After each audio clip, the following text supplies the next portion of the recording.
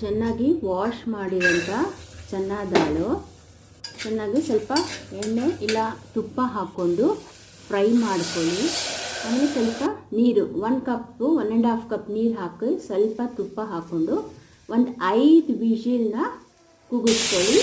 ತುಂಬ ಚೆನ್ನಾಗಿರುತ್ತೆ, ತುಂಬ ಟೇಸ್ಟಿಯಾಗಿರುತ್ತೆ, ಮಕ್ಕಳು ಕೂಡ ಕೊಡ್ಬೋದು. 5 ವಿಷಿಲ್ ಆಯಿತು. ಇವಾಗ ಸಾಬುದಾನ ನಾನು ಸ್ವಲ್ಪ ದಪ್ಪದಿರೋದು ತೊಗೊಂಡಿದ್ದೀನಿ. ಸ್ವಲ್ಪ ನೆನೆಸ್ಕೊಂಡು 1.5 ಅವರ್ ಸ್ವಲ್ಪ ಇವಾಗ ನಾನು ಇದನ್ನು ಬೇಯಿಸ್ಕೊಳ್ತೀನಿ ಸ್ವಲ್ಪ ನೀರು ಹಾಕ್ಕೊಂಡು. ಇದಕ್ಕೂ ಅಷ್ಟೇ ನಾನು ಒಂದು ಅರ್ಧ ಗ್ಲಾಸಷ್ಟು ನೀರು ಹಾಕ್ಕೊಂಡು ಚೆನ್ನಾಗಿ ಸ್ವಲ್ಪ ಕುದಿಸ್ಕೊಳ್ತೀನಿ. ಸ್ವಲ್ಪ ಅದು ಕುಕ್ಕಾಗಿ ನಿಮಗೆ ಗೊತ್ತಾಗುತ್ತೆ, ಒಂಥರ ಟ್ರಾನ್ಸ್ಪರೆನ್ಸಿಯಾಗಿ ಸಾಬುದಾನ ಎಲ್ಲ ಬರುತ್ತೆ. ಸೊ ಇವಾಗ ನಾನು ಕುಕ್ಕರ್ ಆಗಿದೆ ವಿಷಿಲು ನೋಡಿ. ಇವಾಗೆಲ್ಲ ಕಾಳು ಬೆಂದಿದೆ, ಪ್ರೆಸ್ ಮಾಡೋದೇನು ಬೇಕಾಗಿಲ್ಲ, ಸ್ಮ್ಯಾಶ್ ಮಾಡೋದು ಹಾಗೆ ಇರಲಿ.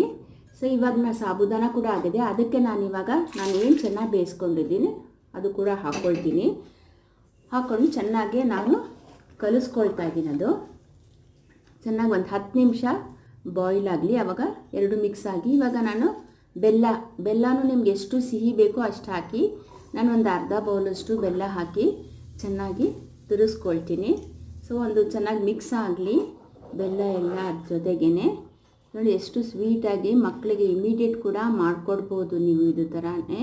ಸೊ ಇದಕ್ಕೆ ನಾನು ಸ್ವಲ್ಪ ಹಾಲು ಹಾಕ್ಕೊಳ್ತಾ ಇದ್ದೀನಿ. ಒಂದು ಅರ್ಧ ಕಪ್ಪಷ್ಟು, ಒಂದು ಚಿಕ್ಕ ಕಪ್ಪು, ನಾನು ನಾರ್ಮಲ್ ಕಪ್ಪಿಂದ ಒಂದು ಅರ್ಧ ಕಪ್ ಚಿಕ್ಕ ಕಪ್ಪಲ್ಲಿ ಹಾಕ್ಕೊಳ್ತಾ ಇದ್ದೀನಿ. ಅದು ಕೂಡ ಸ್ವಲ್ಪ ಬಾಯ್ಲ್ ಆಗಲಿ.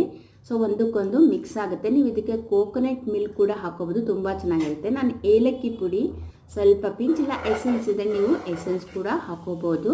ನಿಮಗೊಂದು ಘಮ ಬರೋಕ್ಕೋಸ್ಕರ ಆ ಫ್ಲೇವರಿಂದ ನಿಮಗೆ ತುಂಬ. ನೋಡಿ ಗೋಡಂಬಿ ದ್ರಾಕ್ಷಿ ಆಲ್ರೆಡಿ ನಾನು ಫ್ರೈ ಮಾಡಿ ಇಟ್ಕೊಂಡಿದ್ದೀನಿ. ಸೊ ಅದರಿಂದ ಇದನ್ನು ನಾನು ಗೋಡಂಬಿ ದ್ರಾಕ್ಷಿ ಕೂಡ ಹಾಕ್ಕೊಳ್ತೀನಿ. ಸೊ ಇವಾಗ ನಿಮಗೆ ಬಾದಾಮು ಕಾಜು ಏನು ಸಿಗೋದು ಅದು ಕೂಡ ಹಾಕೋಬೋದು. ಸೊ ಆಲ್ರೆಡಿ ಇದಾಗಿದೆ. ಇವಾಗ ನಾನು ಒಂದು ಬೌಲಿಗೆ ಟ್ರಾನ್ಸ್ಫರ್ ಮಾಡ್ಕೊಳ್ತಾ ಇದ್ದೀನಿ. ಸೊ ಇದರಲ್ಲಿ ನೋಡ್ಬೋದು ನೀವು ಒಂದೊಂದಾಗಿ ಒಂದೊಂದು ಕಾಳು ಕೂಡ ಎಷ್ಟು ಚೆನ್ನಾಗಿ ಬೆಂದಿದೆ ಅಂತ. ಸ್ಮ್ಯಾಶ್ ಮಾಡೋ ನೆಸಿಟಿನೇ ಇಲ್ಲ.